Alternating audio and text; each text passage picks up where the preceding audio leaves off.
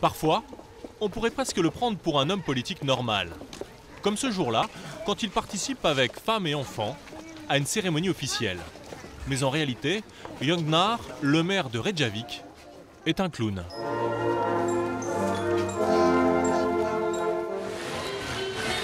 Ses excentricités l'ont rendu célèbre dans le monde entier. Voici Monsieur le maire, déguisé en femme pour participer à la Gay Pride.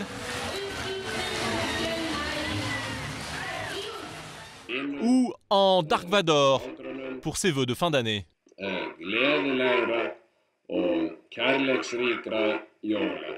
Jagnar, c'est l'histoire d'un canular, un Coluche qui aurait pris le pouvoir pour de vrai.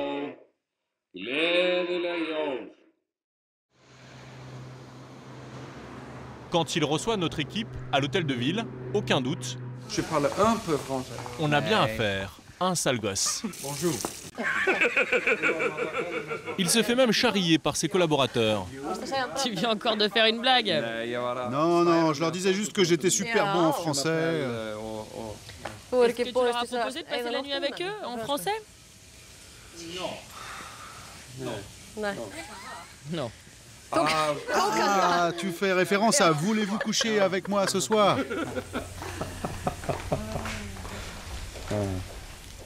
Est-ce que tu sais au moins dire bonjour?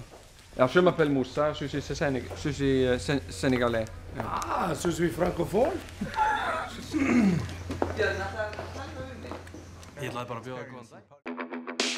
L'aventure a pour toile de fond l'Islande, une île de 300 000 habitants, l'équivalent de la ville de Nantes, située à 2000 km au nord de la Grande-Bretagne.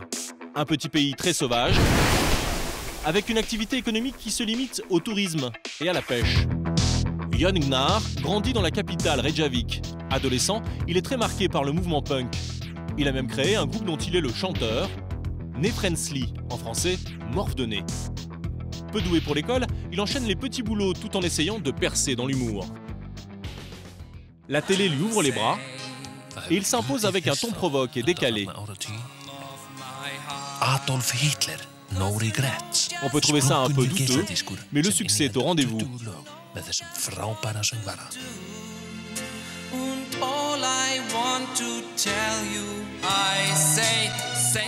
Au milieu des années 2000, il décroche même son propre talk show, Narenburg.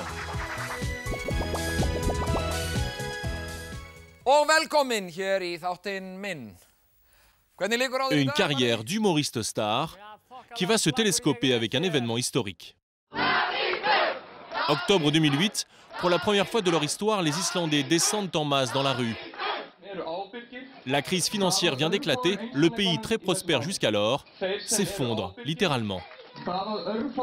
Quelques individus à la tête des banques ont pu hypothéquer l'Islande sans notre permission. C'est la plus sévère attaque qu'ait jamais subie notre nation.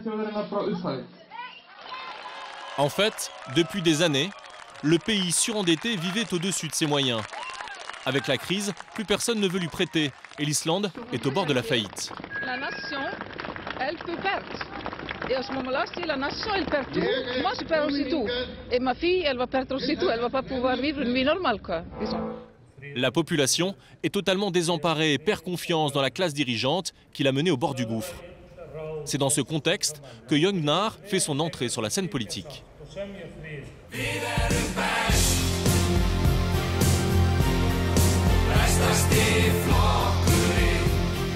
En octobre 2009, avec ce clip dans lequel il se moque de la com des hommes politiques, il se lance dans la course à la mairie de Reykjavik avec sa propre formation, The Best Party, le meilleur parti. Au départ, ce n'est qu'une vaste blague pour dénoncer les fausses promesses des autres candidats.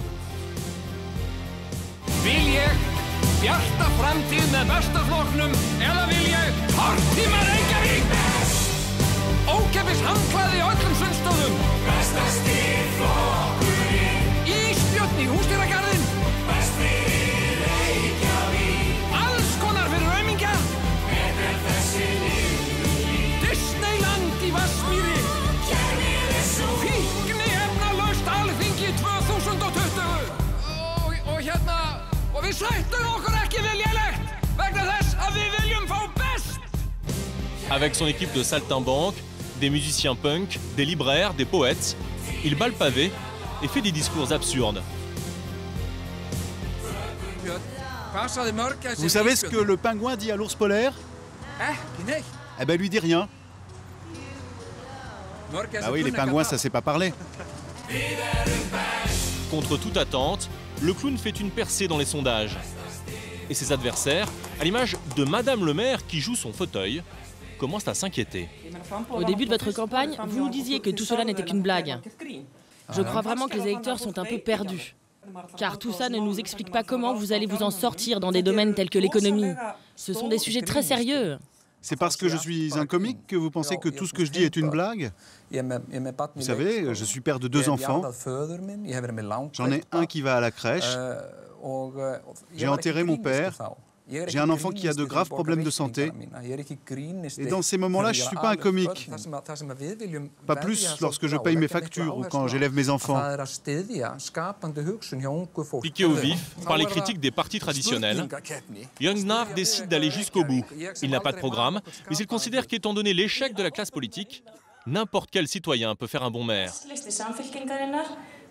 Le 15 juin 2010 au soir, ce sont les résultats. Coup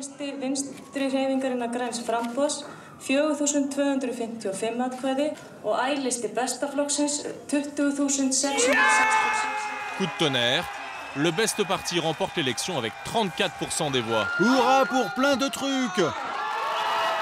Jagnar est élu, pas de programme, pas de méthode. Comment le clown devenu maire de Reykjavik va-t-il utiliser le pouvoir qui lui a été confié?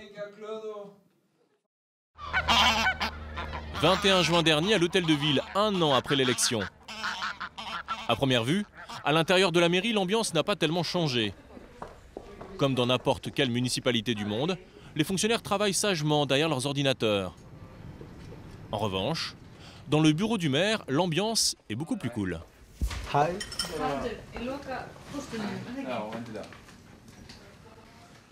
Ça a l'air très informel ici. On n'a pas vraiment l'impression d'être dans le bureau du maire. Ah oui? Ah bah il faut que ça change. Les lieux sont perpétuellement envahis par ses plus proches collaborateurs, sur lesquels il se refuse à exercer son autorité. Ils sont même étonnés de se voir chasser de la pièce pour que l'on puisse l'interviewer. Bon, maintenant vous partez. C'est mon bureau. Ok, c'est mon domaine. Désolé, monsieur. Tu veux qu'on parte, c'est ça? Ouais. Quelle est sa recette face à la crise? Difficile de le savoir. Jagnar refuse le rôle du chef qui impose sa vision.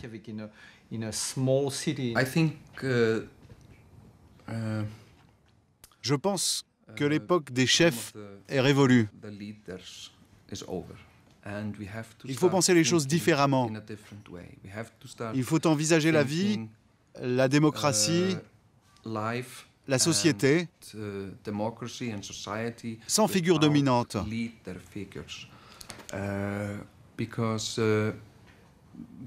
Parce que c'est tout simplement une illusion.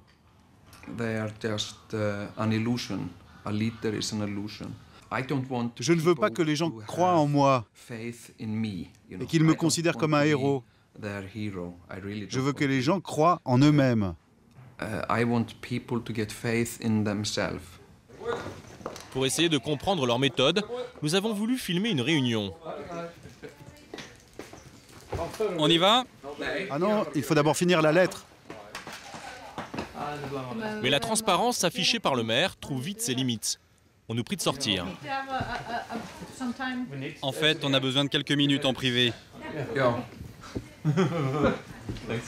Impossible de filmer la scène plus longtemps. Jagnar, l'artiste libre, est devenu plus prudent. Il a peur de faire une gaffe devant la caméra, car ses dérapages lui ont déjà coûté cher. Lors de cette interview donnée en septembre 2010 à l'AFP, Jagnar se croit encore un simple humoriste. Et voilà ce qu'il répond quand on le questionne sur sa manière d'utiliser Internet. La plupart du temps, je vais sur des sites porno. Dans ce pays très attaché aux droits de la femme, sa déclaration a fait scandale. Depuis, l'équipe de Jagnar tient les médias à distance.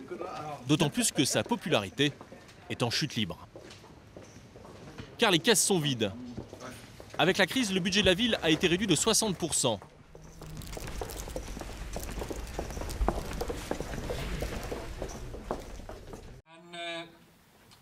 En février dernier, l'ancien musicien a même dû annoncer sous les huées la suppression des cours d'éducation musicale dans les écoles. On n'a pas le choix. Je suis désolé. Merci. Oh non. Faute de moyens, Jognar en est réduit à prendre des mesures symboliques. Le 22 juin dernier, des habitants de Reykjavik ont pu voir leur maire en train de ramasser pendant 1 heure des papiers gras au bord d'une voie rapide.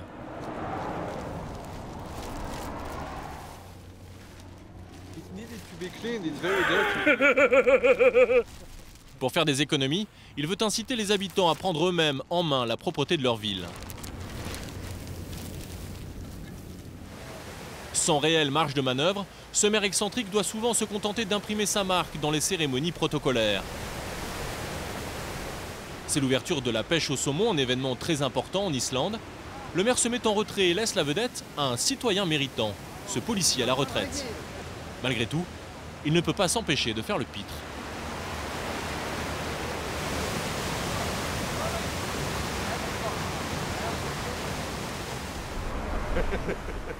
T'as failli te retrouver avec un hameçon dans la bouche. Je viens de démontrer mes talents de judoka. Comme ça. Mais pour les habitants de Reykjavik, la blague commence à être un peu longue. Les prochaines élections ont lieu dans 3 ans. D'ici là, il doit encore faire ses preuves et l'opposition est de plus en plus remontée. C'est le jour du conseil municipal. Un rendez-vous important. Bonjour. 1 an après son élection, ses adversaires exigent des comptes. Et une fois de plus, monsieur le maire va les dérouter. Vous promettiez de changer les choses, dans la joie et dans la transparence. Aujourd'hui, 1 an après, on est encore en train d'attendre ce changement que vous nous aviez tant promis. Jognar ne répond pas sur le fond. Il se contente de donner une leçon de morale. Car selon lui, le débat partisan décrédibilise la classe politique. Quand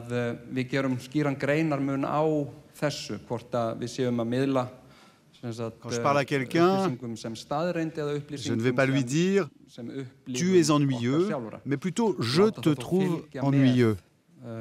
Et il y a une grande différence entre les deux.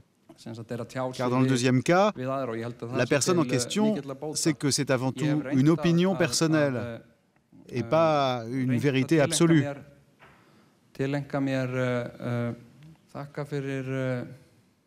Pour l'instant, le clown n'a pas vraiment convaincu et la crise ne l'a pas aidé.